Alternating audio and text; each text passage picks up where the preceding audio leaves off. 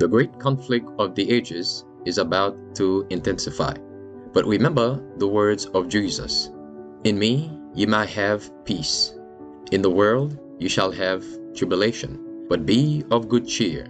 I have overcome the world. Would you like to know how to exercise courage and fight the good fight of faith? Listen to this devotional.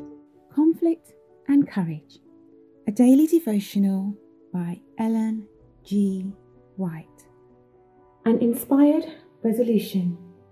Joseph is a fruitful bough, even a fruitful bough by a well, whose branches run over the wall. Genesis 49, verse 22.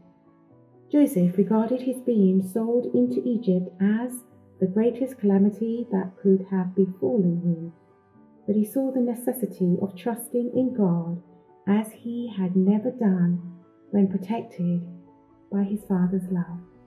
As the caravan journeyed southward towards the borders of Canaan, the boy could discern in the distance the hills among which lay his father's tents. Bitterly he wept at thought of loving father in his loneliness and affliction. Again the scene at Dothan came up before him. He saw his angry brothers and felt their fierce glances bent upon him. The stinging, insulting words that had met his agonized entreaties were ringing in his ears. With a trembling heart he looked forward to the future. What a change in situation, from the tenderly cherished son to the despised and helpless slave. But in the providence of God, even this experience was to be a blessing to him. He had learnt in a few hours that which years might not otherwise have taught him.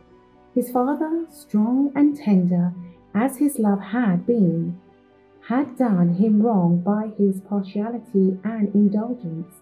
This unwise preference had angered his brothers and provoked them to the cruel deed that had separated him from his home. Its effects were manifest also in his own character. Faults had been encouraged that were now to be corrected.